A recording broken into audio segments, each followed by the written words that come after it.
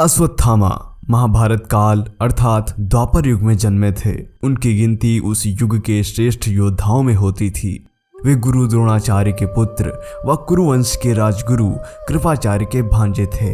द्रोणाचार्य ने ही कौरवों और पांडवों को शस्त्र विद्या में पारंगत बनाया था। महाभारत के युद्ध के समय गुरु द्रोण ने हस्तिनापुर राज्य के प्रति निष्ठा होने के कारण कौरवों का साथ देना ही उचित समझा। अश्वत्थामा भी अपने पिता की भांति शस्त्र व शास्त्र विद्या में निपुण थे। पिता पुत्र की जोड़ी ने महाभारत के युद्ध के दौरान पांडवों की सेना को छिन्न भिन्न कर दिया था। पांडव सेना को हतोत्साहित देख श्री कृष्ण ने द्रोणाचार्य का वध करने के लिए युधिष्ठिर से कूटनीति का सहारा लेने को कहा। इस योजना के तहत युद्ध भूमि में यह बात फैला दी गई कि अश्वत्थामा मारा गया है। जब द्रोणाचार्य ने धर्मराज युधिष्ठिर से अश्वत्थामा की मृत्यु की सत्यता जाननी चाहिए, तब युधिष्ठिर ने जवाब दिया कि अश्वत्थामा हतो नरो व कुंजरो वा, अर्थात अश्वत्थामा मारा गया है, लेकिन मुझे पता नहीं कि वह नर था या हाथी। यह सुनकर गुरु द्रोण पुत्र मोह में शस्त्र त्याग कर किंग कर्तव्य मूढ़ युद्ध भूमि में बैठ गए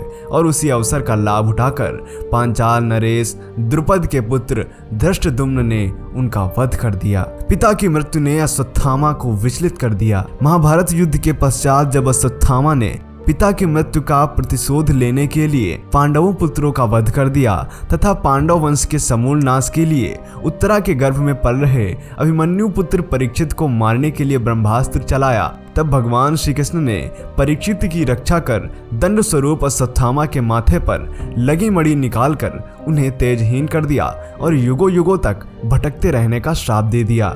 इस वीडियो में हम आपको बताने वाले हैं आखिर अश्वत्थामा कहाँ आते हैं और आज भी वह किस स्थान पर रहते हैं। जी हाँ मित्रों, आपको यह शायद ही पता होगा कि अश्वत्थामा किस स्थान पर रहते हैं। नमस्कार, मेरा नाम है धीरेन्द्र और आप देख रहे हैं द साइंटिफिक हिंदू। कहा जाता है कि असीरगढ़ के अलावा मध्य प्रदेश के ही जबलपुर शहर के गौरी घाट के किनारे भी अश्वत्थामा भटकते रहते हैं।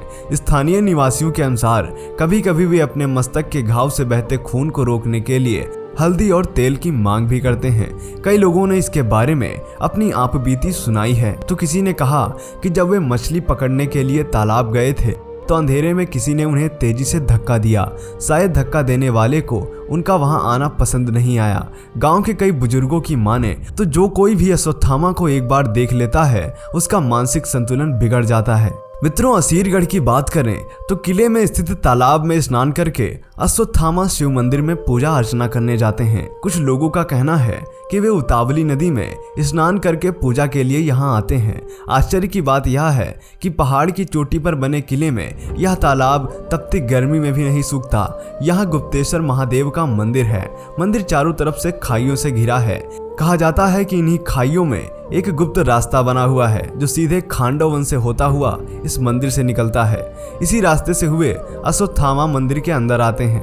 भले ही इस मंदिर के अंदर कोई रोशनी ना हो या कोई परिंदा भी पर ना मारता हो, लेकिन कोई भी ऐसा दिन नहीं जाता जहां यहाँ पूजा ना होती हो। शिवलिंग पर प्रतिदिन ताजा फूल व गुलाल चढ़ा रहता है। यह वैज्ञानिकों के लिए भी एक रहस्य बना हुआ है। कई वैज्ञानिक इस पर रिसर्च कर चुके हैं, लेकिन आज तक इसका रहस्य नहीं जान पाए हैं।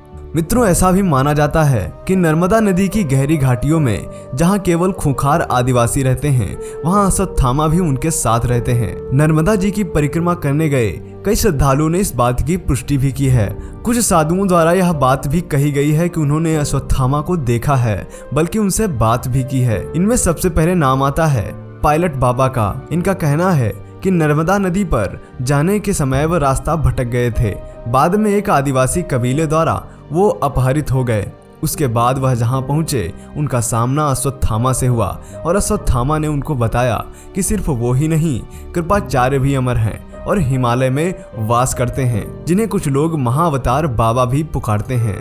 पायलट बाबा की यात्रा का वृतांत आप उनकी वेबसाइट पर जाकर भी पढ़ सकते हैं, जहां लिंक मैंने आपको डिस्क्रिप्शन में दिया हुआ है। तो मित्रों, आज हमने आपको बताया अश्वत्थामा के बारे में, जिसके बारे में जानकर विज्ञान भी हैरान है। और ऐसे ही वीडियो और पाने के लिए सब्सक्राइब करें द साइंटिफिक हिंदू को।